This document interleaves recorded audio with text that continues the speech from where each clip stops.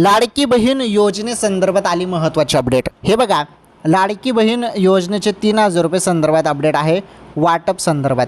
आता ही खुशखबर आहे, तुम्हाला हप्ता मिळाला नसेल तर हा व्हिडिओ बघा, फक्त 1 मिनिटाचा व्हिडिओ पूर्ण बघा। काय झालेलं आहे, 66 लाख बहिणी अपात्र करण्यात आल्या आहे लाडकी बहीण योजनेमधून।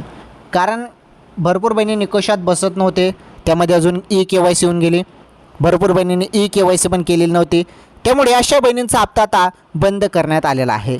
ज्या बहिणी पात्र आहेत त्यांची संख्या आता 1,77,00,000 आहे। फक्त एवढ्याच बहिणी आता पात्र आहेत आणि याच बहिणींना आता हे 2 महिन्याचे हप्ते वितरण केलं जाणार आहे। आणि हप्ता कोणत्या क्षणी जमा होईल आता बरं, मोबाईलच्या मेसेजकडे लक्ष ठेवा। ओके, तरी फार महत्त्वाची अपडेट होती राज्यातील लाडक्या बहिणींसाठी।